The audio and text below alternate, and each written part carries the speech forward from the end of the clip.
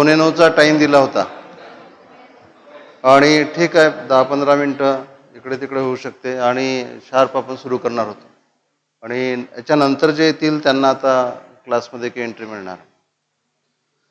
Okay, आपला paper discuss झालेला आहे. पहिला जो पार्ट होता तो होता सरफेस टेन्शन. ठीक आहे, फ्लुइड डायनॅमिक्स आपण स्टडी करत आहोत. म्हणजे ॲक्च्युली फ्लुइड मेकॅनिक्समध्ये फ्लुइड जर रेस्ट असेल तर फ्लुइड स्टॅटिक्स, फ्लुइड जर मोशनमध्ये असेल तर फ्लुइड डायनॅमिक्स आणि फ्लुइडच्या केवळ जर सरफेसचा विचार केला जात असेल, लिक्विडचा सरफेस विचार केला जात असेल तर सरफेस टेन्शन. जे फ्लुइड स्टॅटिक्स होते त्यामध्ये फक्त 2 फॉर्म्युले आहेत. एक आहे pressure due to surface tension H/ρg, दुसरा फॉर्म्युला आहे अपथ्रस्ट. कोणताही प्रॉब्लेम घ्या, काहीही घ्या, या 2च सिंपल फॉर्म्युलांवर बेस्ड आहे. यापासून तुम्हाला बुक्समध्ये इव्हन आपल्या नोट्समध्ये 10 फॉर्म्युले तयार केलेले दिसतील. ते 10 फॉर्म्युले लर्न करायचे की नादीने लागायचं. फक्त ना तुम्ही जर त्याला रीड करत असाल तर तो फॉर्म्युला तिथे कसा जनरेट केला ते तुम्ही स्टडी करू शकता. तोच त्याचा स्टडी आहे. बरोबर आहे. त्यामुळे फायनल फॉर्म्युला, फायनल प्रोडक्ट काय मिळालं ते लक्षात राहिलं पाहिजे. ते कुठल्या सिच्युएशनमध्ये वापरायचं हे की विचार नका करू तुम्ही. ठीक आहे, सिच्युएशन आली की आपल्याला बरोबर 2 फॉर्म्युल्यावरून पुढचा स्टडी करता येणार. आज आपण स्टडी करणार आहोत फ्लुइड डायनॅमिक्स.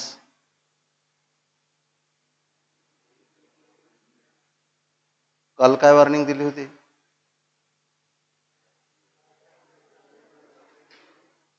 या इकडे या आतमध्ये या. थांबा, काल वॉर्निंग काय दिली होती? किती वाजता यायला सांगितलं होतं? 8:45ला. 5 मिनिटं का मी वेट करणार का तुमचं, की तुम्ही वेट करायला पाहिजे माझं?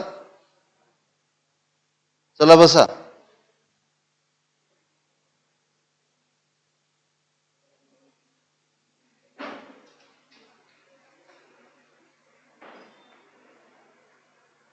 का ग, किती वाजता यायला सांगितलं होतं?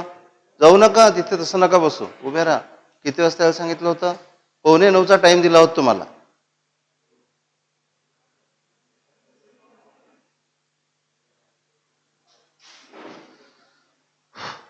चला फ्लुइड डायनॅमिक्सला आपण सुरुवात करू. पहा, फ्लुइड डायनॅमिक्समध्ये सुरुवातीला फ्लुइड मोशनमध्ये आहे एवढं तुम्ही समजून घ्या. आणि काही टर्म्स आहेत. टर्म्स वेगवेगळ्या बुक्समध्ये वेगवेगळ्या वर्डिंगमध्ये दिलेल्या आहेत. उगाच त्याला कॉम्प्लिकेटेड करण्यात आलेलं आहे. त्याला अगदी आपण सिंपल तऱ्हेने शिकण्याचा प्रयत्न करू. तर फ्लोमध्ये ना 2 प्रकारचे फ्लो आहेत. यार पाठवतातच कसे काय? करे बाबा, हा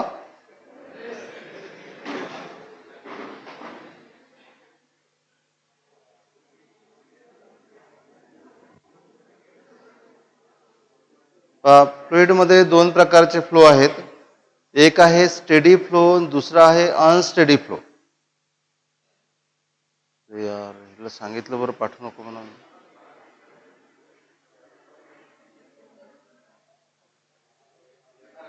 काय सांगितलं होतं? काय सॉरी, या बसा.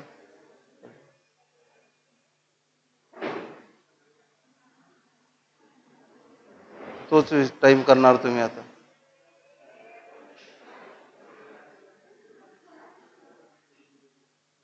ठीक आहे, ओके. पहा, 2 प्रकारचे फ्लो आहेत. एक आहे स्टेडी फ्लो, दुसरा आहे अनस्टेडी फ्लो.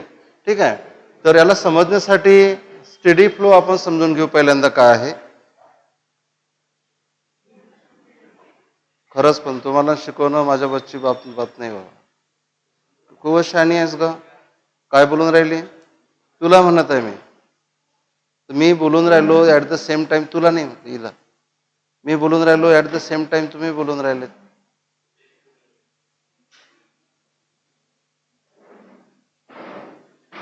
सांग बरं काय महत्वाचा विषय होता? जाऊ दे, हे फिजिक्स काय काही महत्वाचं नाही एवढं. फॅन लावायचा. काय बोलून राहिले होते एवढं?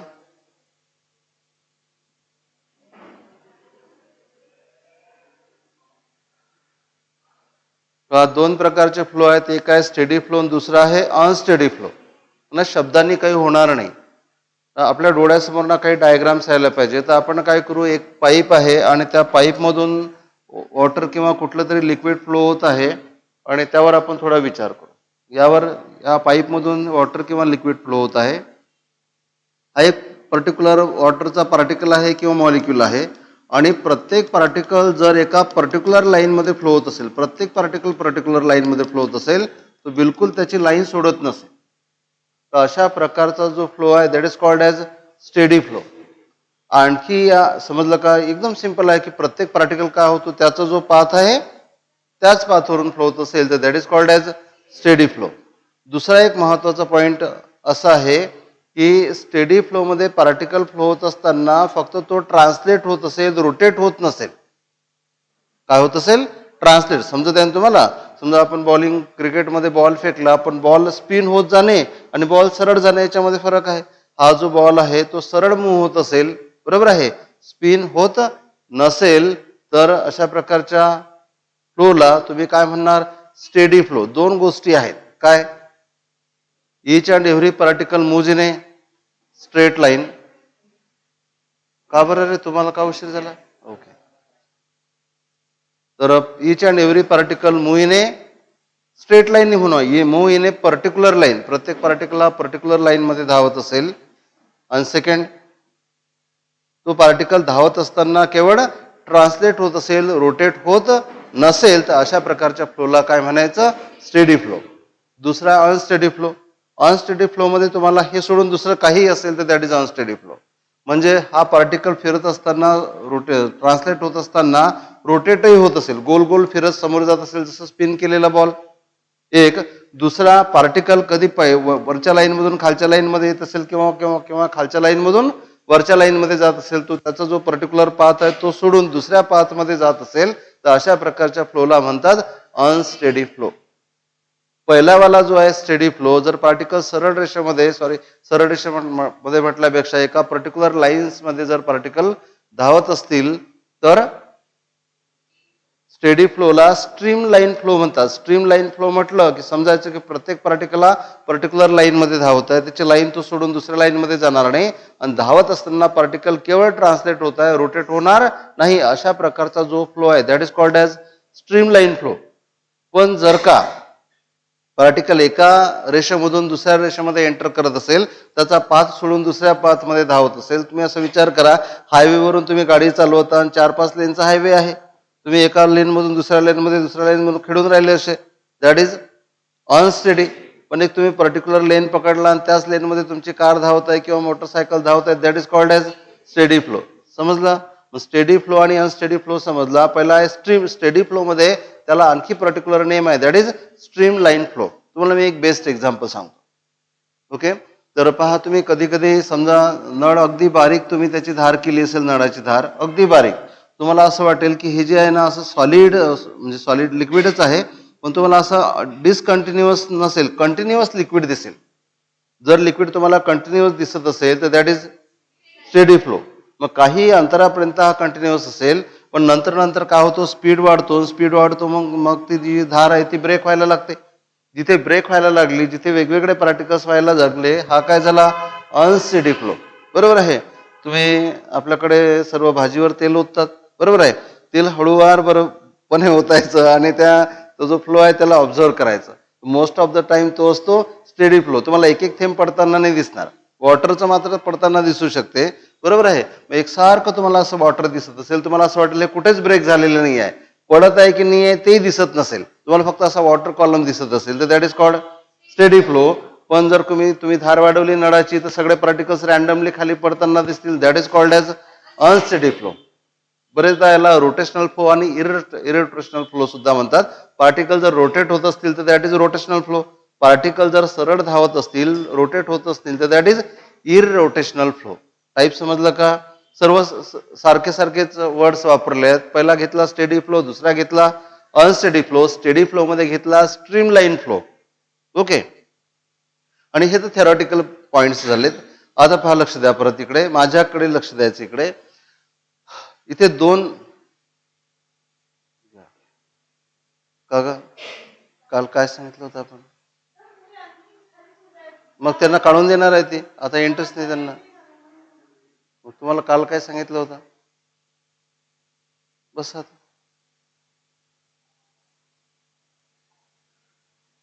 दुसरं तुम्हाला काय सांगितलं, इथे दोनच इक्वेशन आहे सगळ्यात महत्वाचे. एक आहे इक्वेशन ऑफ कंटिन्युटी आणि दुसरा आहे बर्नॉलीज थेरम. परत ते इक्वेशन ऑफ कंटिन्युटी खूप वेगवेगळ्या तऱ्हेने स्टडी केलेलं आहे. पण जसं तुम्हाला मी दोनच फॉर्म्युले सांगितले पहिल्या सेक्शनमध्ये, pressure equal to H rho G आणि upthrust equal to V rho G. आणि विचार केला तर काहीच फरक नाही आहे. एक आहे एच रो जी, बरोबर आहे, दुसरा आहे व्ही रो जी. एच आणि व्ही एवढाच फरक आहे. व्ही व्हॉल्यूम आहे आणि एच हाईट होते. बरोबर आहे, किती सिंपल आहे. बस एवढ्यावरच आपण सगळं काही स्टडी केलेलं आहे. तसंच इथे इक्वेशन ऑफ कंटिन्युटी एक पॉइंट आहे. हा इक्वेशन ऑफ कंटिन्युटी काय असेल हे आपण पाहू. हाच पाईप घेऊ आपण. आपल्याला स्टडी करायचं आहे इक्वेशन ऑफ कंटिन्युटी. हा इक्वेशन ऑफ कंटिन्युटी काय आहे? त्यासाठी ना फ्लुइड जे आहे त्या फ्लुइड किंवा लिक्विडमध्ये ना आपण एक आयडियल लिक्विड घेऊ. आयडियल लिक्विड काय असेल समजून घ्या, की जे इनकम्प्रेसिबल असेल. कसं असेल? इनकम्प्रेसिबल. त्यावर किती फोर्स अप्लाय केला तरी त्याची डेन्सिटी बदलणार नाही.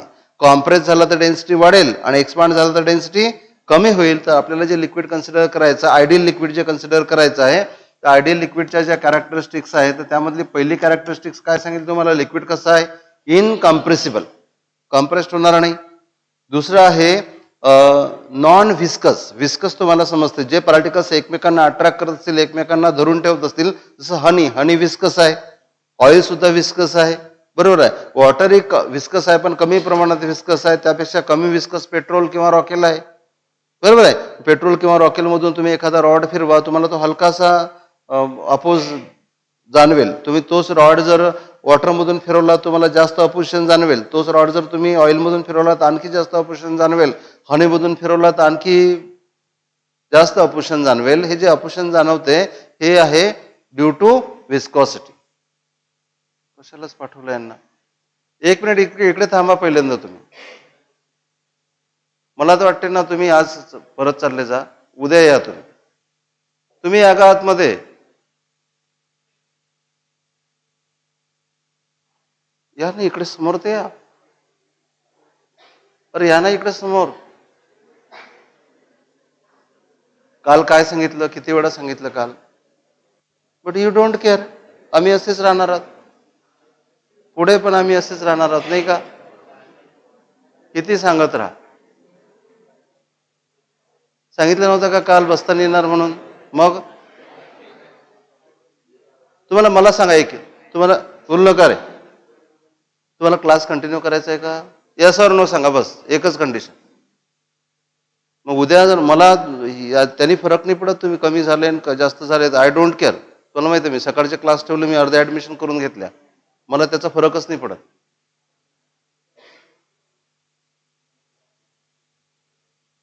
वेळेवर यायचं असेल तर या. 9 वाजता क्लास सुरू होणार म्हणजे होणार. तुम्ही बट्ट्या बोलू नका करू तुमच्यासोबत सर्वांचा. तुम्ही लेट येऊन राहिले. आता जे अगोदरपासून येऊन बसले त्यांनी काय हे भाषण ऐकायचे, त्यांचे उगाच ऐकून राहिले ना ते तुमच्यामुळे. जा बसा.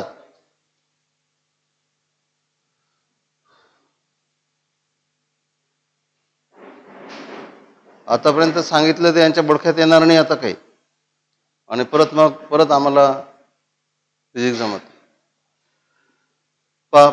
फर्स्ट पॉइंट काय सांगितला? इनकम्प्रेसिबल लिक्विड आहे. दुसरा पॉइंट काय सांगितला? नॉन व्हिस्कस लिक्विड आहे. बऱ्याचशा काही गोष्टी आहेत त्याही आहेत पण त्याच्याकडे आपल्याला जायचे नाही. 2 गोष्टी लक्षात ठेवा, इनकम्प्रेसिबल आणि नॉन व्हिस्कस लिक्विड आहे, बरोबर आहे. अशा प्रकारचं लिक्विड असेल त्याला तुम्ही आयडियल लिक्विड म्हणू शकता. तर या ट्यूब मधून फ्लो होणारं लिक्विड जे आहे ते आयडियल लिक्विड आहे. ओके, आता विचार करा तुम्ही, लक्ष द्या. इथे हा एक ट्यूब आहे, याचा जो आकार आहे तो कमी जास्त होऊ शकतो, बरोबर आहे. एकीकडे जाड पाईप आहे, दुसरीकडे पाईप बारीक झाला असेल, हाईट वाढली असेल किंवा कमी झाली असेल. मला एक सांगा सिंपल गोष्ट, की समजा तुम्ही इथे फ्लुइड एंटर केला आणि तुम्ही 5 kg फ्लुइड एंटर केला इन 1 सेकंड. एका सेकंडमध्ये किती एंटर केला? 5 kg. आणि इथे तुम्ही एखादी बकेट लावलेली आहे आणि इथे तुम्हाला तो मोजायचा आहे बाहेर पडताना. इथून एका सेकंदात जर बापरे, ते सुनीता ताई नहीं आहेत का तिथे? तो आपको परमिशन दी क्या उन्होंने? कल कितने बजे आओगे?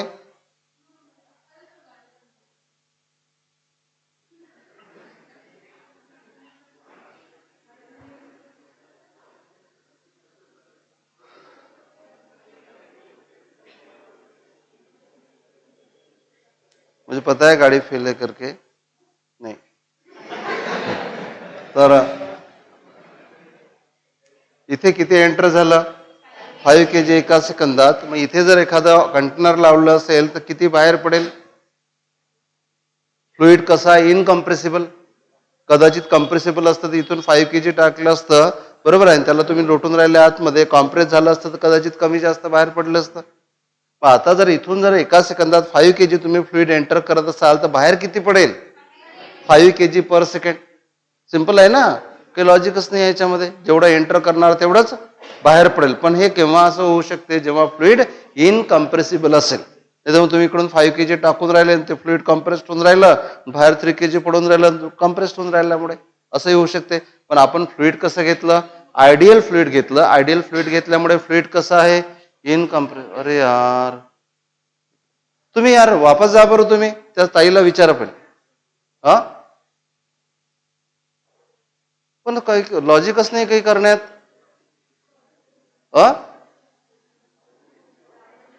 या बसा, उद्यापासून असं नाही झालं पाहिजे. 8:45 येऊन जायचं उद्यापासून. मी उद्या ना 9ला 5 कमी असताना सुरू करू आपण, ठीक आहे? मग काय तर असं तर चालणार. तर जेवढं लिक्विड एंटर होणार तेवढंच लिक्विड का होणार? बाहेर पडणार. मला सांगा, हा तर काय आहे? एक प्रकारचा कॉमन सेन्स. आणि या कॉमन सेन्सवर खूप सारे प्रॉब्लेम्स आहेत, बरोबर आहे. या कॉमन सेन्सचं एक इक्वेशन बनवलं, that is called as equation of continuity. Common सेन्सचं काय बनवलं? एक इक्वेशन बनवलं, that is called as equation of continuity. Common sense काय आहे? जेवढं मास एंटर होणार तेवढंच मास बाहेर पडेल. किंवा तुम्ही असंही म्हणू शकता, जेवढं व्हॉल्यूम एंटर होणार तेवढंच व्हॉल्यूम बाहेर पडेल. मास जेवढं एंटर होणार तेवढं मास बाहेर पडेल असंही म्हटलं तरी चालेल. किंवा जेवढं मास एका टोकामधून एंटर होणार तेवढंच, जेवढं व्हॉल्यूम एंटर होणार तेवढंच व्हॉल्यूम बाहेर पडेल. समजा एकीकडे एंटर केलं 5 लिटर पर सेकंड, तर बाहेर पडणार सुद्धा 5 litre per second, irrespective of area of cross section of the tube. ट्यूबचा एरिया किती मोठा असू द्या, किती लहान असू द्या, फरक कशावर पडेल कोण सांगेल? समजा हे जर टोक लहान असेल, बरोबर आहे, इथे ज्यावेळेस तुम्ही फ्लुइड एंटर करणार, बरोबर आहे, इथे टोक मोठा आहे, त्यामुळे इथे स्पीड आणि इथे स्पीड, कोण सांगेल कुठे स्पीड जास्त असेल? छोट्या टोकावर स्पीड काय असणार? जास्त असणार. आपण ज्यावेळेस पाणी शिंपडतो, बरोबर आहे, आपल्याला जर ती धार दूरपर्यंत पाठवायची असेल, म्हणजे स्पीड वाढवायची असेल, तुम्ही काय करता? दाबता त्याला, बरोबर ना? काय होते आपल्यामुळे? एरिया कमी होते. ट्यूबचा एरिया कमी झाला की स्पीड वाढतो. जेवढा एरिया कमी तेवढा स्पीड. एरिया आणि स्पीडचं रिलेशन इनव्हर्स की डायरेक्ट? यस, डायरेक्ट म्हणणारी आहे. डायरेक्ट समजते? डायरेक्ट म्हणजे जेवढा एरिया वाढवला तेवढा स्पीड वाढेल. अरे तुम्ही स्पीड वाढवताना त्या पाईपला तुम्ही क्विज करता ना, क्विज करता म्हणजे त्याचं एरिया प्रोसेक्शन कमी करता. जेवढा एरिया प्रोसेक्शन कमी होईल तेवढा स्पीड जास्त असेल, बरोबर आहे. याचा अर्थ एरिया आणि speed they are inversely proportional to each other, बरोबर आहे. पण हे पण आपल्याला प्रूव्ह करायचं आहे, area and speeds are inversely proportional to each other. Area and speed जर inversely proportional to each other आहे, एव्ही बरोबर काय लिहिता येणार? कोण सांगेल? एव्ही इक्वल टू, अरे X inversely proportional to Y, so X equal to K into 1/y, बरोबर आहे. So X Y equal to काय लिहिता येणार? K constant. So AV equal to काय लिहिता येणार? Constant. AV equal to constant आहे, याचा अर्थ काय झाला बघा, इकडे पहा. इथे एरिया आहे A1 आणि स्पीड आहे V1.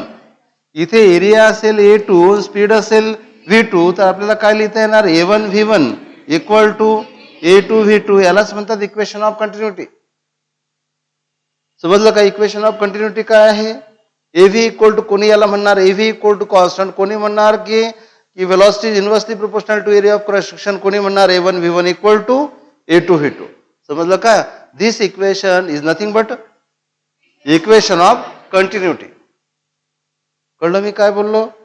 त्याच इक्वेशनला काय म्हणतात, इक्वेशन ऑफ कंटिन्युटी म्हणतात. तुम्हाला इक्वेशन ऑफ कंटिन्युटी म्हटलं तर काय सांगाल, डोळ्यासमोर काय आलं पाहिजे, एक एक पाईप डोळ्यासमोर घ्यायचा ज्याचा एरिया प्रेशर कमी जास्त आहे, एका ठिकाणी जास्त असेल दुसऱ्या ठिकाणी कमी असेल, पण जेवढं फ्लुइड एंटर होणार, जेवढे लिटर पर सेकंड एंटर होणार तेवढेच लिटर पर सेकंड बाहेर पडेल, किंवा जेवढे केजी पर सेकंड एंटर होणार तेवढेच केजी पर सेकंड बाहेर पडेल. बरोबर आहे.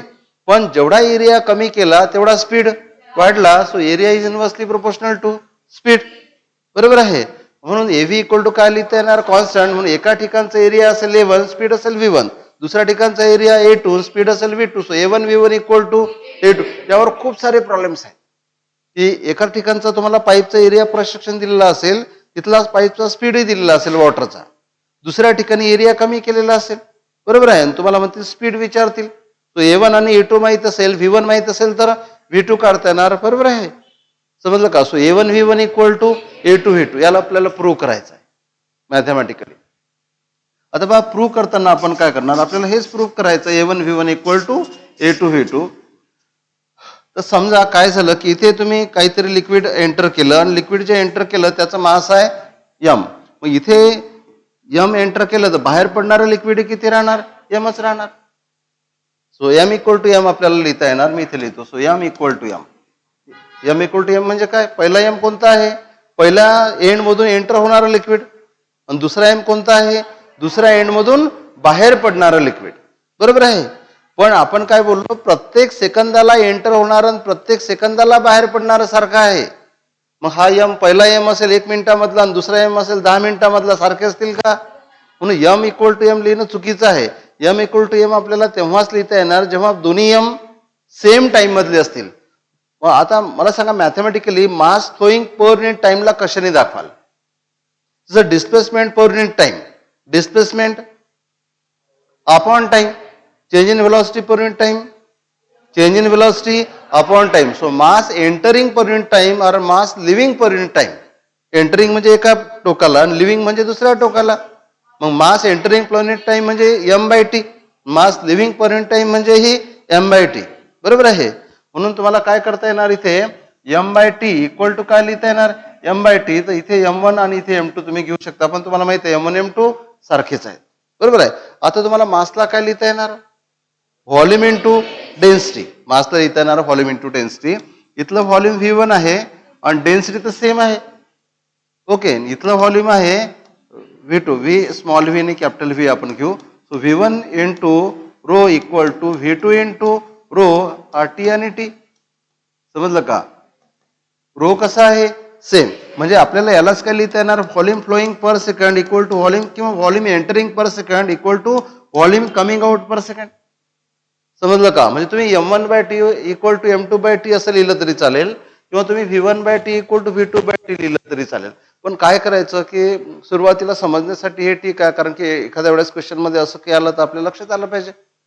बरोबर आहे. पण बोर्ड एक्झाम मध्ये लिहिताना किंवा शॉर्टकट ज्यावेळेस आपण वापरतो त्यावेळेस त्याच्याकडे जायची गरज नाही. आपल्याला माहिती आहे लिक्विड इनकम्प्रेसिबल आहे, त्यामुळे जेवढं व्हॉल्यूम एंटर होणार तेवढंच व्हॉल्यूम बाहेर पडणार. सरळ सरळ तुम्ही सुरुवात इथून करू शकता का, V1/T इक्वल टू V2/T. पहा, लक्ष द्या. आता V1 कसा काढ, लक्ष इकडे द्या. इथला एरिया प्रशिक्षण किती आहे, A1, आणि T इतक्या टाइम मध्ये हे लिक्विड धावलं X1. बरोबर. T इतक्या टाइम मध्ये मला सांगा एवढं व्हॉल्यूम किती होणार, A इंटू X. पण X ला काय म्हटलं मी, X1. तुम्हाला माहिती आहे कालही तुम्हाला सांगितलं व्हॉल्यूम इतका सिंपल कॉन्सेप्ट आहे, पण तो बरेचदा तुम्हाला एरिया प्रशिक्षण मल्टिप्लाइड बाय हाईट. तुम्हाला म्हटलं या रूमचं व्हॉल्यूम काढायचं, पहिले टाईलचा एरिया काढायचा आणि त्याला हाईटनी मल्टिप्लाय करायचं. टँक आहे त्या टँकचं व्हॉल्यूम काढायचं, एरिया काढायचं आणि त्याला हाईटनी मल्टिप्लाय करायचं. इथे तेच आपण वापरलं, हा एरिया घेतला आणि हाईटच्या ऐवजी आपण X घेतलं. त्यामुळे T इतक्या टाइम मध्ये हे फ्लुइड इथून इथपर्यंत फ्लो झाला. बरोबर आहे. त्यामुळे या फ्लुइडचं व्हॉल्यूम काढताना तुम्हाला A1 ला X1 नी मल्टिप्लाय करावं लागेल. म्हणून जे व्हॉल्यूम V1 आहे त्याला काय लिहा, A1 into X1 upon T. Similarly हे जे आहे इथे हा X कमी असेल कारण की एरिया जास्त आहे. इथे एरिया जर कमी असेल तर X जास्त असेल. बरोबर आहे. इथे एरिया किती आहे, A2, आणि हा जो X आहे सरळ आपण काढू, एवढ्याला X म्हणू आपण, आणि हा झाला X2. इथलं व्हॉल्यूम किती असणार, हे व्हॉल्यूम कसं काढणार A2 इंटू x2, तर या V2 ला काय लिहिणार A2 into x2 upon T, बरोबर आहे. पण x म्हणजे डिस्प्लेसमेंट आणि टी म्हणजे time, displacement upon time, velocity speed, बरोबर आहे. म्हणून इथे काय लिहिता येणार A1 displacement upon time V1, इथे काय लिहिता येणार A2 displacement upon time V2. So A1 V1 equal to A2 V2, A1 V1 equal to A2 V2 म्हणजेच AV equal to constant. This is called as equation of continuity. किती simple आहे. पण हे समजलेलं असलं तर तुम्हाला प्रॉब्लेम सहज सोडवता येते. समजलं का. पण कुठल्याही पाईप मधून irrespective of area of projection जर एका टोकाचा स्पीड तुम्हाला फ्लुइडचा माहिती असेल, दुसऱ्या टोकाचा स्पीड तुम्हाला सहज काढता येईल. Is that clear. So A1 V1 equal to A2 V2 किंवा AV equal to constant. Proof तुम्ही एक काम करा, तुम्हाला ना म्हणजे बहुतेकांना प्रिपरेशन करायसाठी ना बऱ्याच गोष्टीची म्हणजे खूप टाइम लागतो, 2 वेळा वाचा लागते, 3 वेळा वाचा लागते, याचं काम नाही पडलं पाहिजे. तुम्हाला समजा सिंपल विचारलं की इक्वेशन ऑफ कंटिन्युटी डिराईव्ह करा, तुम्ही काय करणार, कुठून सुरुवात करणार. Consider ideal fluid flowing through a pipe, बरोबर आहे. As shown in figure. काही सुचलं नाही तर कमीत कमी एवढं टाकून द्यायचं की as shown in figure. Figure दिसतेच. Area of projection at first end is A1, speed of the particle किंवा speed of the fluid at first end is V1, बरोबर आहे. At other end when it is coming out of the pipe area of projection is A2, speed is V2, बरोबर आहे. तर mass fluid is incompressible, so mass entering at one end is equal to mass living out at other end, बरोबर आहे. So M1 equal to M2 in the same time, M1 by T1 equal to M2 by T2. पण मासला काय लिहायचं, volume into density. Volume काय असणार V1 into row आणि V2 into row. परत आपण सांगितलं की फ्लुइड कसा इनकम्प्रेसिबल. कंप्रेस जर झालं असतं तर डेन्सिटी चेंज झाली असती, पण कम्प्रेसिबल नाही आहे लिक्विड, इनकम्प्रेसिबल आहे, त्यामुळे डेन्सिटी सेम आहे, त्याला कॅन्सल करून टाकलं. So V1 by T equal to V2 by T, पण हा V कॅपिटल V व्हॉल्यूम आहे. आता व्हॉल्यूम काढायचं कसं, तर इथं बघा किती लिक्विड फ्लो झालं x1, किती टाइम मध्ये T1, मग हे व्हॉल्यूम किती होणार A1 इंटू x1, मग V1 ला लिहायचं A1 इंटू x1, V2 ला लिहायचं A2 इंटू x2, टाइमने डिवाइड करायचं. x1 आहे डिस्प्लेसमेंट, T आहे time, displacement upon time speed. इथे डिस्प्लेसमेंट अपॉन टाइम स्पीड, मग पहिल्या एंडला स्पीड V1, दुसऱ्या एंडला speed V2. So V1 equal to V2. समजलं का. So AV equal to constant. कळलं का. AV इक्वल टू काय असेल, कॉन्स्टंट असेल. पण थोडासा विचार करा की व्हॉट इज दिस AV. हा AV काय असेल, कोणाला सांगता येईल. हा AV इक्वल टू काय आहे. मास फ्लोइंग पर सेकंड आहे की व्हॉल्यूम फ्लोइंग पर सेकंड आहे. AV हा मास फ्लोइंग पर सेकंड आहे की हेच तर समजलं पाहिजे. प्रॉब्लेम मध्ये ना असे वर्ड्स, इकडे माझ्याकडे लक्ष द्यायचं, प्रॉब्लेम मध्ये असे वर्ड्स वापरलेले असतात की जे आपल्याला इरिटेट करतात आणि ते आपल्याला सेन्स नाही होत आहेत, बरोबर आहे. त्या वर्डचा आपल्याला सेन्स झाला पाहिजे, त्या वर्ड्स पासून ना इक्वेशन आपल्या डोक्यात तयार झालं पाहिजे. मग हे AV mass flowing per second आहे की volume flowing per second. Yes, त्या ट्यूब मधून जे मास किंवा व्हॉल्यूम फ्लो होतोय, मला सांगा ए एरिया आहे, व्ही ला काय लिहिलं आपण डिस्प्लेसमेंट अपॉन टाइम, आणि AX काय होतं व्हॉल्यूम, आणि टी काय आहे time. It is volume flowing per second. तुम्हाला म्हटलं असेल की एका एंडला व्हॉल्यूम फ्लोइंग पर सेकंड दिलेला आहे, त्यालाच म्हणतात रेट ऑफ डिस्चार्ज. लिक्विड जर बाहेर पडत असेल तर त्याला डिस्चार्ज ऑफ लिक्विड म्हणतात, बरोबर आहे. तुम्हाला एखाद्या प्रॉब्लेम मध्ये दिलेला असेल रेट ऑफ डिस्चार्ज, काय rate of discharge. Rate of discharge या एंडला दिलेला, इथला एरिया आहे A1, स्पीड आहे V1, म्हणजे तुम्हाला sorry area A2, speed V2, तुम्हाला काय दिलेला A2 into V2 rate of discharge. मला सांगायचं युनिट काय असेल, volume flowing per second, volume upon time. Volume काय असणार मीटर क्यूब, आणि टाइम काय असणार सेकंड. म्हणून रेट ऑफ डिस्चार्ज तुम्हाला काय दिला असेल मीटर क्यूब पर सेकंड, सॉरी मीटर क्यूब पर सेकंड. म्हणून मीटर क्यूब पर सेकंड जर कुठे दिसत असेल तर that is nothing but AV. मग ज्यावेळेस तुम्ही ते न्यूमेरिकल प्रॉब्लेम्स किंवा मल्टिपल चॉईस क्वेश्चन वाचाल, तुम्हाला कुठल्या तरी एंडला व्हॉल्यूम रेट ऑफ डिस्चार्ज दिला असेल किंवा व्हॉल्यूम फ्लोइंग पर सेकंड दिलं असेल, तुम्हाला मीटर क्यूब अपॉन सेकंड मध्ये दिलं असेल. समजलं का. ते वाचल्यानंतर आपल्याला सेन्स झाला पाहिजे की हे AVच आहे, ठीक आहे. एका टोकाला तुम्हाला दुसऱ्या टोकाला रेट ऑफ डिस्चार्ज दिलेला आहे. रेट ऑफ डिस्चार्ज म्हणजे व्हॉल्यूम फ्लोइंग पर सेकंड, म्हणजे A2 V2 तुम्हाला दिलेला आहे. दुसऱ्या टोकाला, आणि तुम्हाला म्हणतील की या पहिल्या टोकाला एरिया दिला असेल A1 स्पीड V1 काढा.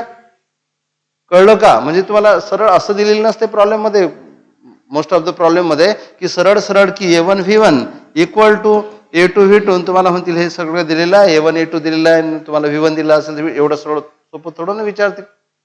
बरोबर आहे. एकीकडे काय दिलं तुम्हाला, रेट ऑफ डिस्चार्ज दिला. रेट ऑफ डिस्चार्ज दिला म्हणजे तुम्हाला काय माहिती आहे, A2 V2, त्याची व्हॅल्यू तुम्ही इथे लिहा. मी इथे काय असणार, A1 माहित असेल तर V1 काढता येणार, V1 माहित असेल तर A1 काढता येणार. समजलं का? हे झालं equation of continuity. Is that clear? Equation of continuity मध्ये काहीच नाही, फक्त ना प्रॉब्लेम खूप केअरफुली वाचा. डीपीपी रेडी आहे, आज मी तुम्हाला देणार आहे, तुम्हाला सोडून पाहायचे आहेत. ठीक आहे. काही आहे इक्वेशन ऑफ कंटिन्युटी मध्ये, जसं तिकडे काहीच नव्हतं तसं इथेही काही नाही आहे. कळलं का? काही प्रॉब्लेम? इक्वेशन ऑफ, येस, हा, नाही आता इनकम्प्रेसिबल म्हटल्यानंतर मग कॉम्प्रेस होत नाही का, प्रश्न कशाला आहे? इनकम्प्रेसिबलच आहे ना, कॉम्प्रेस होण्याचा प्रश्नच नाही येते. कॉम्प्रेस झाला असता तर मग प्रॉब्लेम क्रिएट झाला असता. आणखी एक दुसरी गोष्ट इथे, हा जो फ्लो कन्सिडर केला, हा स्टेडी फ्लो कन्सिडर केलेला आहे. कसा फ्लो आहे? Steady flow. फ्लो स्टेडी असताना हे सगळं लागू आहे. फ्लो जर अनस्टेडी झाला तर मात्र हे जे इक्वेशन्स आहे यामध्ये काही डिस्क्रिपन्सी, काही कमतरता, काही ॲडिशनल फॅक्टर्स येऊ शकतात. बरोबर आहे. हे कधी वापरायचं? जेव्हा फ्लो स्टेडी असेल किंवा फ्लो स्ट्रीमलाईन असेल तेव्हा. ठीक आहे, समजलं? इक्वेशन ऑफ कंटिन्युटी लक्षात राहील. So AV equal to constant, म्हणजे A1 V1 equal to A2 V2. एव्ही काय आहे? Volume flowing per second, volume entering per second किंवा volume living the pipe per second. समजलं का? ओके. आणि दुसरं एक दोनच फॅक्टर आपण स्टडी करणार आहोत. दुसरा आहे बर्नॉलिस थेरम. ओके. आता बर्नॉलिस थेरम काय आहे?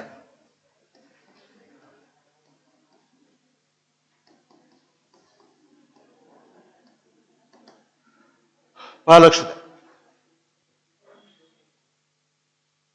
लिक्विड फ्लो होणाऱ्या पाईप मधून, तेच जसं आपण अगोदर सांगितलं त्याच तऱ्हेने, पाईपचा एरिया प्रसेक्शन हा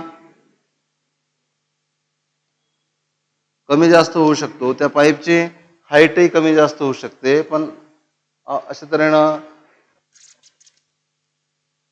तो वॉटर किंवा कुठलंही फ्लुइड, एअर पण असू शकते, फ्लुइडसाठी लागू पडते. तर आपल्याला पाहायचं बर्नॉलिस थेरम. पहा, लक्ष द्या. पूर्ण लक्ष द्या, तुमच्यातून आवाज नाही आला पाहिजे. 3 प्रकारच्या एनर्जीज आहेत. जर पार्टिकल किंवा फ्लुइड फ्लो होत असेल तर फ्लुइडला मास आहे. मास अँड फ्लो होत असेल म्हणजे त्याला वेलॉसिटी आहे. ज्याला मास आणि वेलॉसिटी असेल त्याला मोमेंटम असेल, त्याला कायनेटिक एनर्जी सुद्धा असेल. म्हणजे एखाद्या फ्लुइडची कायनेटिक एनर्जी काढताना तुम्ही काय करणार? कायनेटिक एनर्जीचा जनरल फॉर्म्युला तुम्हाला माहित आहे, ½ mv². हे काय झाली? Kinetic energy. इथे आपल्याला थोडीशी आणखी वेगळी टर्म डिफाईन करायची आहे. ओके. ती आहे kinetic energy per unit volume. म्हणजे पर युनिट टाइम तर टाइमने डिवाइड करतो, पर युनिट मास तर मासने डिवाइड करतो, पर युनिट व्हॉल्यूम तो व्हॉल्यूमने डिवाइड करू.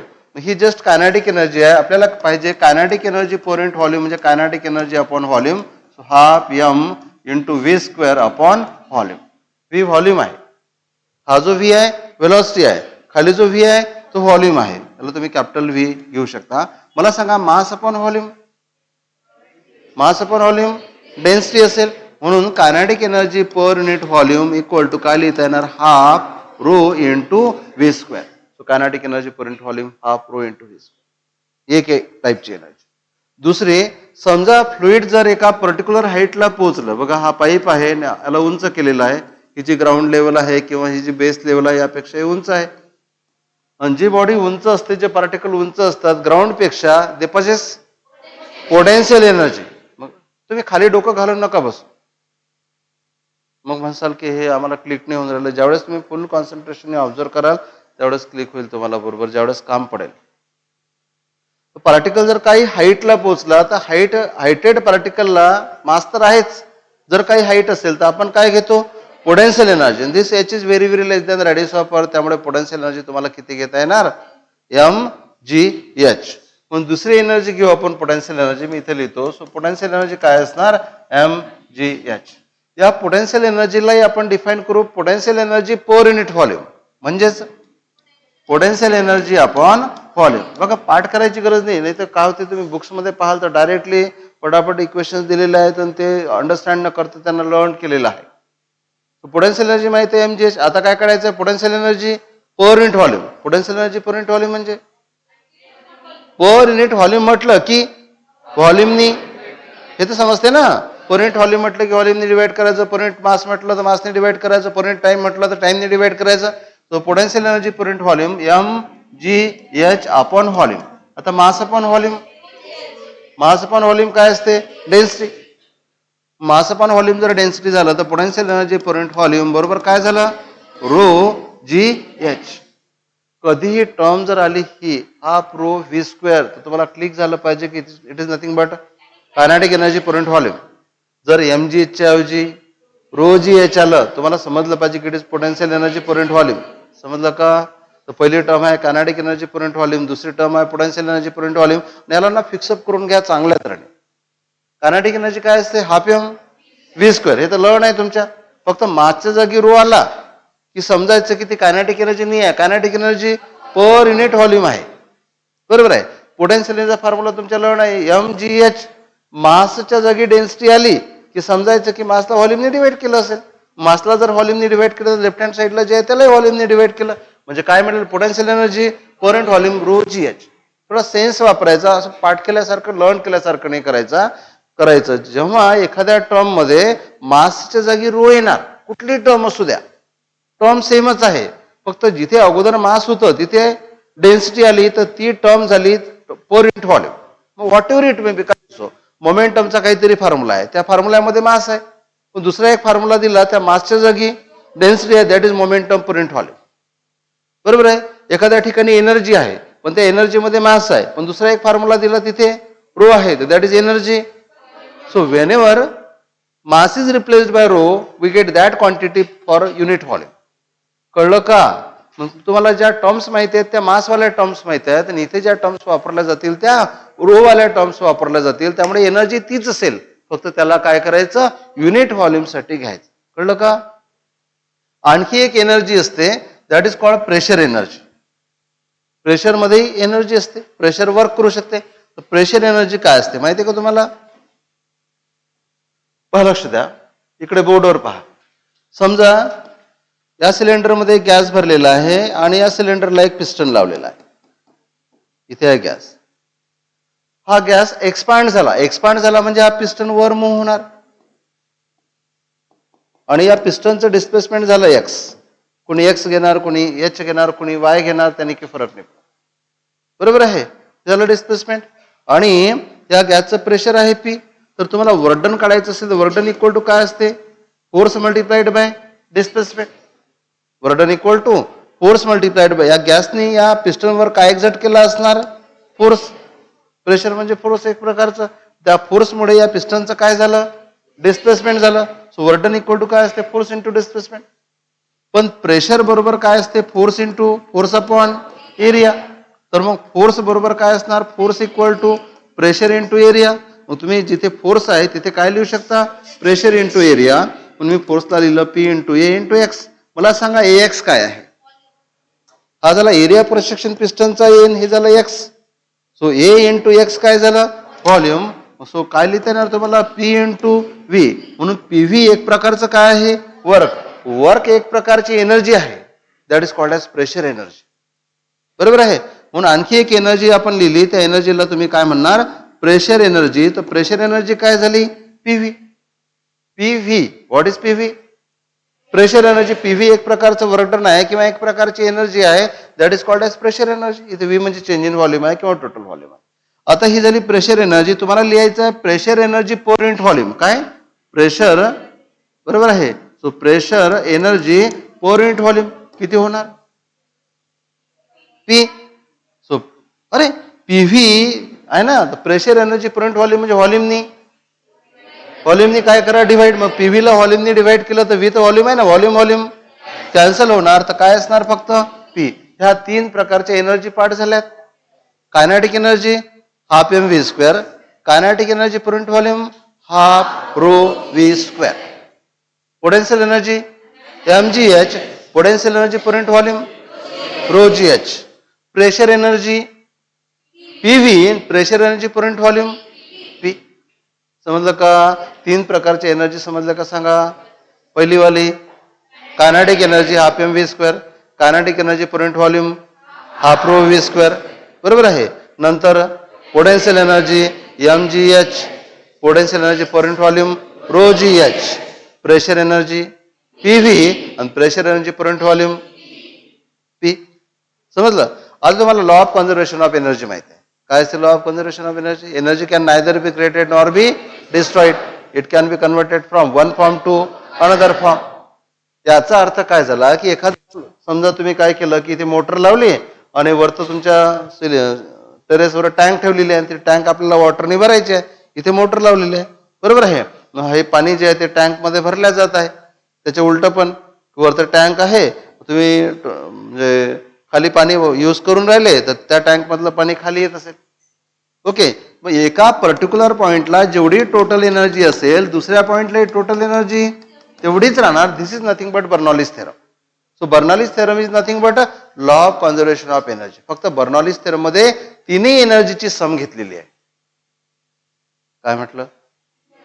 बर्नॉलिस थेरम मध्ये तिन्ही एनर्जीची सम घेतलेली आहे. पाईप कसंही असो, लहान असो मोठा असू द्या, बरोबर आहे, बेंड केलेला असू द्या, बरोबर आहे. तिन्ही एनर्जीची सम एका पॉइंटला जेवढी असेल दुसऱ्या पॉइंटलाही तेवढीच असणार. So total energy always remain constant. That is nothing but law of conservation of energy. हा law of conservation of energy म्हणजेच काय आहे? Bernoulli's theorem. बर्नॉलिस थेरम दुसरं काहीच नाही आहे. Bernoulli's theorem is nothing but law of conservation of energy. फक्त इथे किती एनर्जी कॉन्झर्व केल्या? तीनही एनर्जी. कोणती? पोटेन्शियल एनर्जी, कायनेटिक एनर्जी आणि प्रेशर एनर्जी एका पॉइंटला जेवढी असेल इतर कुठल्याही पॉइंटला तेवढीच असेल. एवढं समजलं का? तुम्हाला गंमत वाटेल, एरोप्लेन जे फ्लाय होते वर ते सुद्धा बर्नॉलिस थेरमच्या प्रिन्सिपलवरच त्याला आपल्याला एक्सप्लेन करता येते कसं उडते. हेलिकॉप्टर जे वर उडत असेल ते सुद्धा in the form of Bernoulli's theorem. तुम्ही ना ते कागदाचं विमान केलं नसं फेकलं आणि ते जर वर जात असेल that is also based on Bernoulli's theorem. तुमची पतंग तुम्ही उडवता आणि ते पतंग वर जाते, that is also based on Bernoulli's theorem. कळलं का? फक्त ना इथे पर्टिक्युलर ठिकाणी आपल्याला बरोबर ते वापरता आलं पाहिजे. कळलं का? बर्नॉलिस थेरम लक्षात आलं की तिन्ही एनर्जी सम एका पॉइंटला जेवढी असेल इतर पॉइंटलाही तेवढीच असणार. एवढं समजलं का? आणि हा तर कॉमन सेन्सच आहे. टोटल एनर्जी जेवढी आहे तेवढीच लागते. मग सेन्स डेव्हलप करा, फॉर्म्युले नाही. फॉर्म्युले तर कोणते नवीन फॉर्म्युले घेतले आपण? कायनेटिक एनर्जी तुम्हाला माहित आहे, पोटेन्शियल एनर्जी तुम्हाला माहित आहे, त्यामुळे वेगळं लक्षात ठेवायची गरज नाही, बरोबर आहे. प्रेशर एनर्जी ते आता सांगितले ते तुम्हाला माहित आहे किती आहे? पीव्ही. फक्त आपण एनर्जी मध्ये चेंज काय केला? पर युनिट व्हॉल्यूम घेतलं. तर पर युनिट व्हॉल्यूम घेताना नाही तुम्हाला एकदम सिंपल आहे. पर युनिट व्हॉल्यूम घेणे म्हणजे व्हॉल्यूमनी डिवाइड करणे. व्हॉल्यूमनी डिवाइड करताना जर का मास असेल आणि त्याला जर व्हॉल्यूमनी डिवाइड केलं तर मासला व्हॉल्यूमनी डिवाइड केल्यानंतर त्याचं कन्व्हर्शन लर्न करायचं काम नाही पडलं पाहिजे. म्हणून केअरफुली शब्द ऐका. मी काय म्हटलं की मासला जेवढ्याच तुम्ही व्हॉल्यूमनी डिवाइड करता M by V is rho. म्हणून पर युनिट व्हॉल्यूम ज्यावेळेस आपण म्हणतो त्यावेळेस त्या मासला आपण व्हॉल्यूमनी डिवाइड करतो. मासला व्हॉल्यूमनी डिवाइड केलं की त्याची काय बनते? डेन्सिटी. मग पर युनिट व्हॉल्यूम म्हटलं तर फक्त मासच्या जागी डेन्सिटी घ्यायचं. तुम्ही म्हणाल इथे तर मग डेन्सिटी नाहीच आहे, इथे व्हॉल्यूमच आहे ना. व्हॉल्यूमनी डिवाइड केलं की व्हॉल्यूम निघून जाणार, काय राहणार? फक्त प्रेशर. समजलं? म्हणून kinetic energy per unit volume half rho V square, potential energy per unit volume ρgh आणि pressure energy per unit volume P it remain constant. म्हणून मी बर्नॉलिस थेरम इथे लिहितो. बर्नॉलिस थेरमचं स्टेटमेंट काय लिहिता येणार आपल्याला? Kinetic energy per unit volume half rho V square, potential energy per unit volume ρgh आणि pressure energy P equal to constant. हेच Bernoulli's theorem आहे. कळलं का? आता काही दम राहिला का बर्नॉलिस थेरम मध्ये? काहीच नाही आहे, नथिंग. समजलं तर तुम्हाला त्याचा यूज करता येणार. आपण काय करतो? पहिले ते स्टेटमेंटच पाठ करतो बर्नॉलिस थेरमचं, नंतर मग तुम्ही त्याच्या डिटेल्समध्ये जाता. आपण उलट केलं. आपण काय केलं? पहिली एनर्जी, दुसरी एनर्जी, तिसरी एनर्जी स्टडी केली, बरोबर आहे. आपण law of conservation of energy study केला की टोटल एनर्जी रिमेन कॉन्स्टंट, बरोबर आहे. पण टोटल एनर्जी सर्व ठिकाणी काय असणार आहे? कॉन्स्टंट असणार आहे. दिस इज बर्नॉलिस थेरम. याचं तुम्हाला अप्लिकेशन करता आलं. अप्लिकेशन करताना ना एक सिम्प्लिसिटी बरेचदा इथे केलेली असते. ती काय? पहा, हा जो पाईप आहे, इकडे लक्ष द्या, हा जो पाईप वर चढला इथे या पाईपची हाईट तुम्हाला 0 घ्यायची आहे. इथे हाईट काय घेतली? 0 घेतली. ही हाईट इथून मोजलेली असणार आणि वरतं जे आहे इथे हाईट आहे. मग इथे कोणती एनर्जी 0 होणार एंटर होताना? Potential energy. हाईट 0 तर पोटेन्शियल एनर्जी पुरंट व्हॉल्यूम 0. इथे नसेलच पोटेन्शियल एनर्जी, इथे असेल. बरोबर आहे. तुम्हाला काय करतील? इथला स्पीड दिला असेल आणि इथला स्पीड विचारतील. काढता येईल का? मग या पॉइंटला पहिल्या पॉइंटला जर तुम्हाला इक्वेशन वापरायचं असेल, तुम्ही काय करणार? Half rho v1 square plus height तर 0 आहे, हाईट 0 आणि इथे काय करणार तुम्ही? प्रेशर. इथलं प्रेशर तुम्हाला मोजायचं आहे. इक्वल टू या पॉइंटला. बरोबर आहे. तर कायनेटिक एनर्जी काय असणार? Half rho v2 square plus rho जी एच, हाईट एच तुम्हाला दिलेली असेल. बरोबर आहे. प्लस काय करणार तुम्ही? p2. बरोबर आहे. आता मला सांगा, आता मला जर इथलं प्रेशर P1 आहे, इथलं प्रेशर P2 आहे, हाईट तुम्हाला दिलेली आहे, तुम्हाला V1 माहित असेल तर V2 काढता येतो, V2 माहित असेल तर V1 काढता येते. बरोबर आहे. किंवा P1 माहित असेल तर P2 काढता. दोन्ही स्पीड काय विचारतील ते तर मग काही पण विचारलं. या इक्वेशन मध्ये ज्या टर्म्स आहेत त्यापैकी कुठली तरी एक टर्म, बाकी सगळं दिलेलं असणार, दुसरी टर्म तुम्हाला विचारतील. आणखी इथे प्रश्न येतो की जर तुम्हाला समजा तुम्हाला P2 विचारला तर इथे आणखी V1 V2 रिप्लेस कसे करता येतात? A1 V1 equal to A2 V2. बरोबर आहे. तुम्हाला या V2 ला लिहिता येते इन टर्म्स ऑफ V1. पाहिलं ना आपण? हे काय आहे? Equation of continuity. समजा तुम्हाला काय म्हटलेलं आहे की V2 तुम्हाला दिलाच नाही आहे, V2 दिला नाही, तुमचं डोकं चाललं पाहिजे V2 काढायचं कसा? ते कशावरून काढता येणार? Equation of continuity. A1 V1 equal to A2 V2. V2 बरोबर काय लिहिता येणार? V2 इक्वल टू काय लिहिता येणार? A1 upon A2 times V1. मग इथे V2 चा स्क्वेअर, तर A1 upon A2 times V1, त्याचा काय करायचा? स्क्वेअर करायचा. समजलं का? लक्षात आलं? आणि हाईट आहेत, हाईटला तर प्रेशर तुम्हाला माहित आहे. बरोबर आहे. किंवा प्रेशर काय असते? P equal to H rho G. बरोबर आहे. समजलं का? प्रेशर P इथे जेवढं असेल, इथे प्रेशर त्यापेक्षा जास्त असेल, कारण या पूर्ण लिक्विडचे प्रेशर इथे एक्झर्ट होणार. हा जो आहे इथलं प्रेशर तुम्हाला 0 घेता आलं तर इथलं प्रेशर तुम्हाला किती घेता येणार? P equal to H rho G. समजलं का? इथलं प्रेशर जर तुम्ही 0 घेतलं तर इथलं प्रेशर तुम्हाला P equal to H rho G घेता येणार. जसं आपण लिक्विड कॉलम मध्ये टॉपचं प्रेशर किती घेतो? 0. जेवढं ते खोल असेल, खोलच्या पॉइंटला जर तुम्हाला प्रेशर घ्यायचं असेल, तुम्ही काय करता? P equal to H rho G. समजलं का? तर याचे आपल्याला अप्लिकेशन्स पाहायचे आहेत वेगवेगळे. तर पहिलं अप्लिकेशन पाहू आपण. एरोप्लेन जे फ्लाईट करते तर ते कशी करते ते आपल्याला पाहायचं. तर त्याला एरोफॉईल किंवा एरोफॉईलचं डायनामिक्स म्हणतात, एरोडायनामिक्स तुम्हाला त्याला म्हणता येईल. ओके. एरोप्लेन डिझाईन करताना कसं केलेलं असते, इथे त्याला एरोफॉईल सुद्धा म्हणतात. तर एखादी आपल्याला डायग्राम काढावी लागेल, किंवा मी तुम्हाला एरोप्लेन सांगायच्या अगोदर तुम्हाला थोडे सिंपल एक्झाम्पल सांगतो.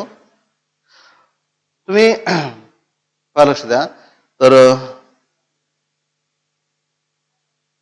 सगळ्यात पहिल्यांदा आपल्याला थोडासा विचार करावा लागेल. मला सांगा, फ्लोईंग एअरचं प्रेशर जास्त असेल की स्थिर एअरचं प्रेशर जास्त असेल? एअर फ्लो होत आहे खूप जोराने, तिथे प्रेशर जास्त असेल की एअर स्थिर आहे तिथे प्रेशर जास्त असेल? मी तुम्हाला एक एक्झाम्पल सांगतो, असं तुमच्या डोक्यात येत नसेल तर. समजा हे एक ॲपरेटस आहे, व्हॅक्युम क्लीनर आहे. मला माहिती आहे व्हॅक्युम क्लीनर पाहिलं असेल सर्वांनी. व्हॅक्युम क्लीनरना दोन आउटलेट असतात. बरोबर. एक इनलेट असते आणि दुसरा आउटलेट असते. बरोबर आहे. इथून ना एअर एंटर होते आणि इथून एअर जोराने बाहेर पडत असेल. ठीक आहे. हे व्हॅक्युम क्लीनर आहे, एकीकडून एअर कॅप्चर करत आहे, दुसरीकडून एअर जोराने बाहेर फेकत आहे. पाहिलं असेल ना व्हॅक्युम क्लीनर. ओके.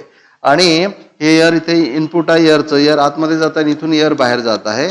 मला सांगा, इथे एअरचा फ्लो खूप फास्ट असेल आणि आजूबाजूला जी एअर आहे इथे ही एअर स्थिर असेल किंवा थांबलेली असणार. बरोबर आहे. म्हणजे इथे एअरचा काय आहे?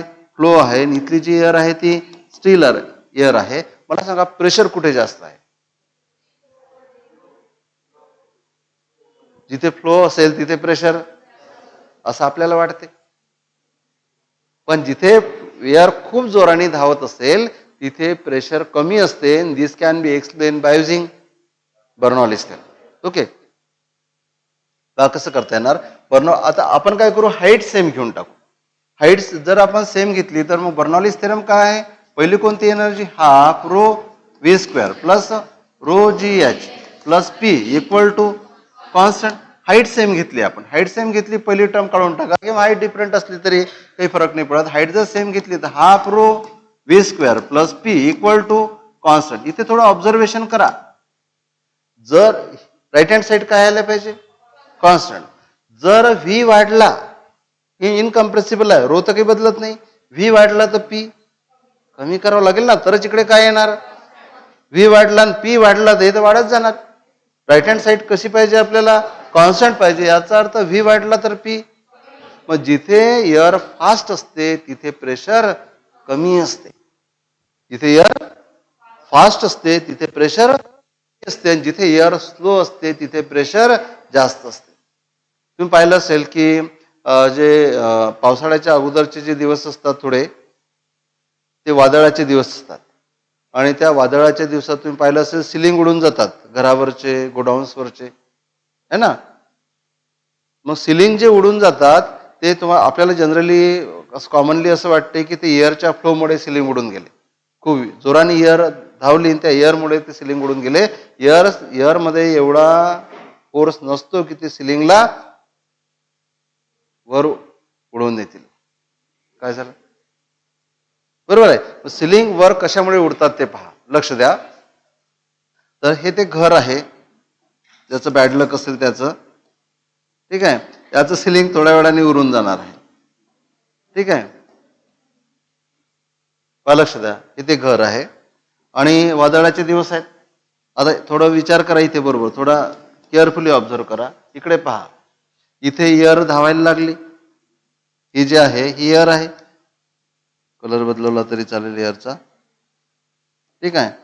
तर ही रेड, डेंजरस एअर आहे म्हणून रेड घेऊ आपण, ठीक आहे. ही एअर धावायला लागली. मला सांगा, इथे एअर एंटर झाली सिलिंगवर. ज्यावेळेस एअर वर जाणार, बरोबर आहे, वर गेली तर एअरची हाईट, बरोबर आहे. ज्यावेळेस हाईट वाढते, इथे बघा, ज्यावेळेस आता स्पीड कॉन्स्टंट आहे, हाईट जर वाढली तर प्रेशर कमी होणार. मग जशी इथे हाईट वाढते, हाईट वाढल्यामुळे प्रेशर कमी होते, बरोबर आहे. मग इथे प्रेशर जे आहे ते आहे ते लेस प्रेशर. इथलं तर एअर धावतच नाही. जिथली, तुम्हाला आता सांगितलं, जिथली एअर धावेल तिथलं प्रेशर कमी असते, जिथली एअर थांबलेली तिथलं प्रेशर जास्त असते, आणि इथलं प्रेशर जे आहे ते मोर आहे. जेवढे वारे जोरानं धावतील वरचं प्रेशर तेवढं कमी कमी होत जाते. वारं ज्यावेळेस थांबलेलं असते, हवा ज्यावेळेस थांबलेली असते, वरचं प्रेशर आणि आतमधलं प्रेशर सारखं असते, त्यामुळे ते टप्पर जे आहे किंवा स्टीन जो आहे तो बिलकुल हालत नाही. जशी हवा यायला लागते, हवा जेवढी जेवढी स्पीडनी वाढणार, बरोबर आहे, वरचं प्रेशर तेवढं तेवढं कमी होत जाणार. खालचं प्रेशर जेवढं आहे तेवढंच आहे. खाली मस्त आराम चालू आहे, बरोबर आहे, हवा थांबलेली आहे, वरची मात्र हवा जोरानं वाहून राहिली. जेवढा त्या हवेचा स्पीड वाढेल तेवढं प्रेशर कमी होणार, जेवढी त्याची हाईट वाढेल तेवढं प्रेशर कमी होणार. मग जेवढं प्रेशर, वरचं प्रेशर कमी झालं आणि खालचं प्रेशर जास्त झालं, मग त्या हवेने याला वरने उडवलं, खालच्या प्रेशरनेच त्याला वर उडवलं. अरे हे जे टिनाचं टप्पर ना उडून गेलं, सिलिंग जे आहे ते उडून गेलं, ते कशामुळे उडून गेलं? खालचं प्रेशर जे आहे, रूम मधलं प्रेशर ते जास्त झालं. जास्त झालं म्हणजे ते जेवढं आहे तेवढंच आहे, पण वरचं प्रेशर कमी झालं. प्रेशर डिफरन्समुळे तो जे सिलिंग आहे ते उडून गेलं. कळलं का? कधी असं पाहिलं का की तुम्ही हवा सुटली आणि ते सिलिंग जे आहे ना ते त्या घरात पडलं? असं कधीच नाही होणार. ते पडणारच नाही कधी त्याच्या अंगावर, जो झोपलेला आहे खाली, बरोबर आहे. कारण खाली खूप जास्त प्रेशर आहे, ते उडाला तर वरच उडून जाणार. समजलं का? मग सिलिंग कशामुळे उडून जातात? Pressure difference. And that can be explain by using Bernoulli's theorem. काय काय सांगितलं ते लक्षात घ्या. सिलिंगचा आकार असा सांगितला, म्हणून जे बेस्ट इंजिनियर असतील त्याला जास्त स्लोप नाही देतील. जेवढा स्लोप जास्त तेवढा हाईट मध्ये डिफरन्स, जेवढी हाईट जास्त तेवढं प्रेशर कमी होणार. जेवढा कमी असेल तेवढं बेस्ट राहणार. स्लोप वाढत वाढत गेला, समजायचं की उन्हाळ्याच्या दिवसामध्ये त्याचे उडून जायचे चान्सेस वाढत गेले, बरोबर आहे. मग स्लोप जेवढा कमी तेवढा त्या सिलिंगचे उडून जाण्याचे चान्सेस कमी असतात. पण कधी कधी वाऱ्याचा वेगही एवढा जास्त असतो, वेग जास्त झाल्यामुळे वरचं प्रेशर कमी होते, खालचं प्रेशर जेवढं आहे तेवढंच राहते आणि प्रेशर डिफरन्समुळे ते जे सिलिंग आहे ते उडून जाते, वर उचलल्या जाते. कळलं का? म्हणून काय करायचं की वादळाच्या दिवसांमध्ये जर विंडोज ओपन करून दिल्या, बरोबर आहे, तर ती हवा आतमध्ये व्हायला लागेल आणि आतमधली जर हवा व्हायला लागली तर ते उडून जाणार नाही. म्हणून काय करतात की जे पण काय म्हणू आपण त्याला, सोलर प्लेट ज्या लावलेल्या आहेत त्याच्या खालूनही हवा जाते, वरूनही हवा जाते, बरोबर आहे. त्यामुळे ते सोलर प्लेट जे टीन ओपन असतील, बरोबर आहे, खेड्यांमध्ये वगैरे गोठे बनवलेले असतात, फक्त त्याला खांब लावलेले असतात आणि आजूबाजू ओपन असते, जे ओपन असते त्यांचे उडून, जे मस्त पॅक करून घेतात त्यांचेच उडून जातात. तर ओपन असल्यामुळे काय झालं, खालच्या एअरला स्पीड आणि वरच्या एअरला स्पीड आहे, खालचंही प्रेशर तेवढंच आहे आणि वरचंही प्रेशर तेवढंच आहे. ओपन टीन कधी उडून जाणार नाही, वरूनही तेवढंच प्रेशर आहे आणि खालूनही तेवढंच प्रेशर आहे, बरोबर. तो लोटला जाऊ शकतो, बरोबर आहे, उडून नाही जाणार. उडून कोणाचं जाईल? ज्याने पॅक करून घेतलं, म्हणजे आतमधलं प्रेशर कायम ठेवलं, वरचं प्रेशर कमी कमी होत गेलं, तेवढं तो लिफ्टअप होणार. समजलं का? लक्षात आलं? आता बघा, तुम्हाला मी एक व्हॅक्युम क्लिनरचं एक्झाम्पल दिलं इथे. तर इथून हे एअर येत आहे, मला सांगा इथे एअर फ्लो आहे, फ्लो आहे म्हणजे इथे एअरचं प्रेशर कमी आहे आणि आजूबाजूला जी एअर थांबलेली आहे त्या थांबलेल्या एअरचं प्रेशर जास्त आहे. तुम्ही काय करा, तुमच्या कोणाकोणाकडे आहे व्हॅक्युम क्लिनर? व्हॅक्युम क्लिनर कोणाकोणाकडे आहे? जनरली आपल्याकडे वापरत नाही, कोणाच्या जवळ नाही आहे. तुम्हाला मी आपल्याकडे आहे करून दाखवेल, तुम्हाला प्रयोग द्या, बरोबर आहे. काय करा, लक्ष द्या. तुम्हाला काय वाटते? ऑब्झर्वेशन. तुम्ही एक प्लास्टिकचा हलका बॉल घ्या आणि हा या फ्लोवर ठेवा. काय होणार? फेकल्या जाणार की नाही? हा फ्लोमुळे हा फेकल्या जाणार की नाही बाजूला? कारण बाजूला प्रेशर जास्त आहे, हे जास्त प्रेशर त्याला दाबून ठेवणार, बरोबर आहे. हा इथेच खेळत राहणार, बिंदास खेळत राहणार. तुम्ही 1 घंटा चालू ठेवलं ना बॉल इथेच ना, तर वर फेकला जाणार, वर फेकला जाऊ शकतो. वर फेकला जातो कशामुळे? फोर्समुळे, आणि त्याचं वेट त्याला बॅलन्स करून ठेवते, वेट अँड अपवर्ड फोर्स ते बॅलन्स, बरोबर आहे. आणि सराउंडिंगला तर सर्व ठिकाणी त्याला जी एअर आहे सराउंडिंगची जी थांबलेली आहे त्या एअरचं प्रेशर जास्त आहे, ती त्याला बरोबर त्याच्यामध्ये प्रेस करून ठेवते, बरोबर. म्हणून तो बॉल त्या फ्लोच्या वर सतत खेळत राहतो, तो बाहेर पडणार नाही. कळलं का? झालं. हे कशामुळे? प्रेशर डिफरन्समुळे. समजलं का? म्हणून जर तुम्हाला एखादा बॉल त्या प्रेशरवर खेळताना दिसत असेल, त्याच्या मागचं तुम्हाला कारण समजलं पाहिजे की इथे प्रेशर कसं असते, कमी असते, साईडला प्रेशर जास्त असते. तुम्ही विचार करा, तुम्ही प्लॅटफॉर्मवर उभे आहात, प्लॅटफॉर्मवर, प्लॅटफॉर्म माहिती आहे ना, रेल्वे प्लॅटफॉर्म, आणि एक ट्रेन आली फास्ट तुमच्याकडनं तुमच्या जवळून गेली, अगदी फास्ट, ट्रेमेंडस फास्ट. तर तुम्ही तुमचं बॅलन्स कुणीकडे जाईल? ट्रेनकडे की ट्रेन तुम्हाला दूर लोटेल की ओढेल स्वतःकडे? मागे लोटल्या जाणार की ट्रेनकडे ओढल्या जाणार? मागे लोटल्या जाणार. आपण प्लॅटफॉर्मवर पडणार, ट्रेन आपल्याला ओढणार नाही. नाही, उलट, बिलकुल मिसकॉन्सेप्शन आहे. ट्रेन ज्यावेळेस धावेल ना, तुम्हाला असं वाटेल ट्रेन तुम्हाला ओढून राहिली तिकडे. इव्हन ओढल्या जातात लोक, जेवढा जर स्पीड जास्त असेल, तुम्ही जर ट्रेनच्या ट्रेन इमॅजिन करा, ट्रेन धावून राहिली, दिसते ना ट्रेन, प्लॅटफॉर्मवर ट्रेन धावून राहिली, आपण प्लॅटफॉर्मवर ट्रेनच्या अगदी जवळ उभे, तिथून ट्रेन धावून राहिली, मी समजा, मी नाही सॉरी, ते उभा आहे, आणि ट्रेन जेवढी वेगाने धावणार, बरोबर आहे, तेवढा हा पर्सन त्या ट्रेनकडे ओढला जाणार. व्हाय? कोण सांगेल? यस,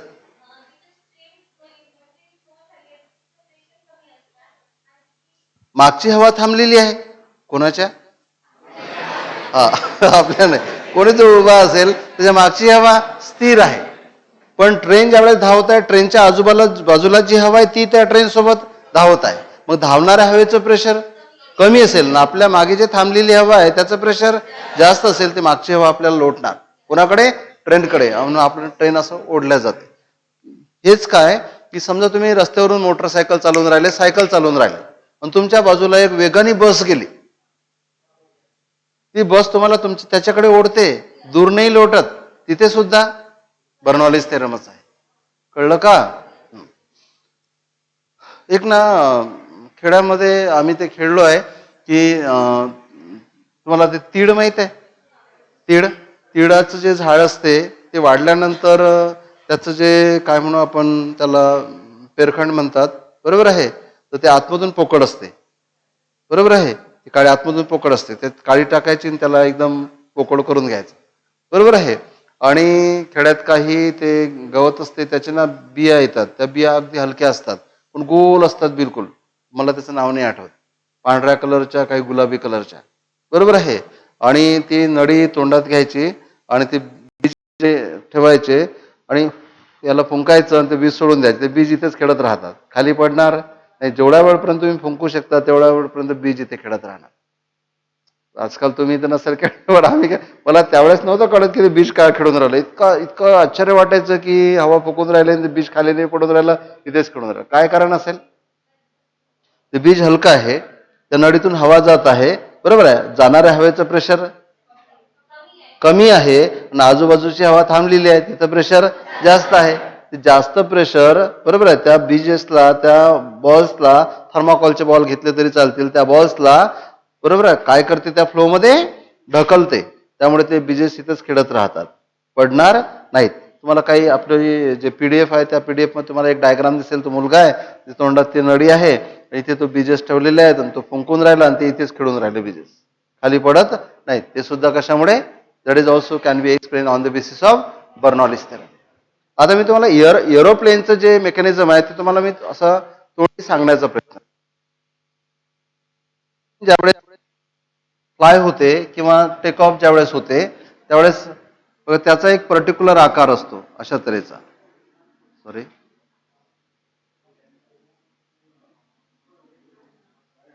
असं काहीतरी असा आकार आहे हा.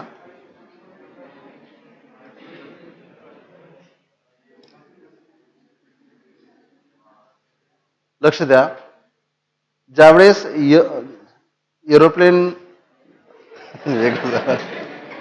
तर समजून घ्या. आता त्याला उडवायचं आहे, उडवायचं तर जाग्यावरूनच लिफ्टअप होते का? हे सुरुवातीला धावते ना रनवेवर,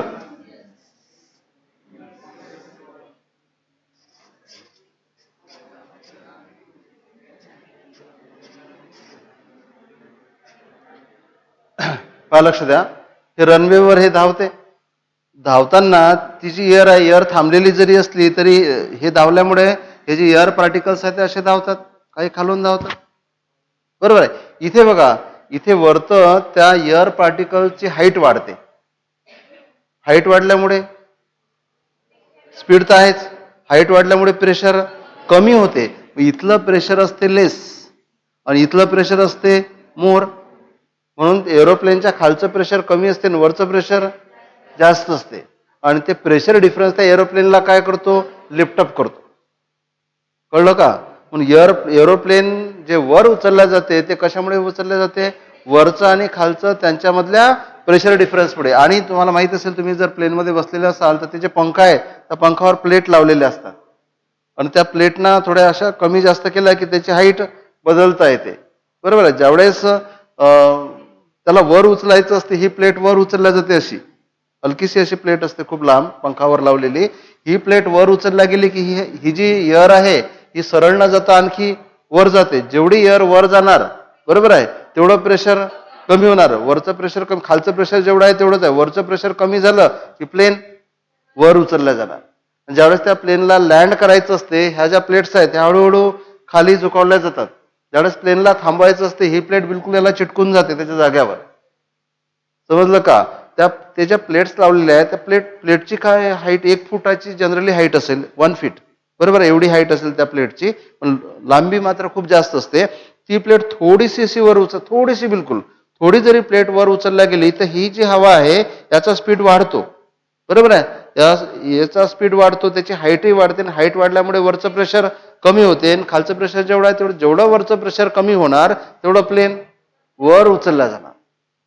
म्हणून प्लेनची जी फ्लाईट आहे त्यावर याला एरोडायनॅमिक्स म्हणतात. समजलं का? राहिला प्रश्न, नंतर कसं उडत राहते एका हाईटला. एका हाईटला उडण्यासाठी ते जे प्लेनचे जे इंजिन लावलेले असतात त्या पंखाच्या खाली ते एअरला मागे फेकत राहतात आणि ज्यावेळेस समजा दिवाळीचं रॉकेट आहे, दिवाळीच्या रॉकेटमधून ते बारूद जे आहे पेटलेली ते खाली पडते आणि जसे बारूद खाली पडणार हा रॉकेट वर जातो. That is based on law of conservation of momentum. समोर जाणे that is based on law of conservation of momentum. वर उचलल्या जाणे that is based on Bernoulli's theorem. मग तिथे law of conservation of momentum वापरला जाते आणि बर्नॉलिस थेरम वापरला जाते. मग बर्नॉलिस थेरम तुम्हाला कदाचित असं विचारतील की एरोप्लेन सरळ धावून राहिलं एका पर्टिक्युलर हाईटला, बर्नॉलिस थेरम यूज होऊन राहिलं का? नो, तिथे law of conservation of momentum use होऊन राहिलं. अर्थात त्याला थोडं त्याच्या वेटला बॅलन्स करण्यासाठी तेवढं बर्नॉलिस थेरम वापरला जाणार, कारण वेट याला खाली ओढायचा प्रयत्न करेल, प्रेशर डिफरन्स त्याला वर लोटायचा प्रयत्न करेल, म्हणून ते तिथे राहणार. त्यांनी जर प्लेट बंद करून घेतल्या प्रेशर डिफरन्सच नाही राहिला, बरोबर. तसं एरोडायनामिक्स असं डिझाईन केलेलं असते की वरचं प्रेशर नेहमी कमी राहील आणि खालचं प्रेशर नेहमी जास्त राहील. मोठं प्लेन असेल तर तेवढाच प्रेशर डिफरन्स जास्त पाहिजे, लहान प्लेन असेल तर प्रेशर डिफरन्स कमी पाहिजे. मग लहान प्लेनचं डिझाईन वेगळं असते, मोठ्या प्लेनचं डिझाईन वेगळं असेल. कार्गो प्लेन जे असतात त्याच्यामध्ये खूप सारं सामान भरलेलं असते, बरोबर आहे. वेट जास्त आहे तर त्याचं डिझाईन वेगळं केलेलं असेल. तुम्ही सर्वात मोठं प्लेन एकदा आपल्या इंडियामध्ये आलं होतं, तुम्हाला माहिती आहे का? सर्वात मोठं प्लेन आहे, माहित नाही? त्याच्यामध्ये कित्येक क्विंटल लाखो क्विंटल सामान भरल्या जाऊ शकते. त्याचं डिझाईन वेगळं आहे. जेवढं त्याचं वेट जास्त असेल तेवढं असं डिझाईन केलं असेल की वरचं प्रेशर कमी राहील, बरोबर आहे. जेवढी हाईट वाढवाल तुम्ही तेवढं वरचं प्रेशर काय होणार? कमी होणार. आणि खालचं प्रेशर जेवढं आहे तेवढं आहेच. वरचं प्रेशर जेवढं कमी झालं तेवढं त्या प्लेनला लिफ्टअप करण्याचा प्रयत्न करेल. So that is based on Bernoulli's theorem. Okay, समजलं का?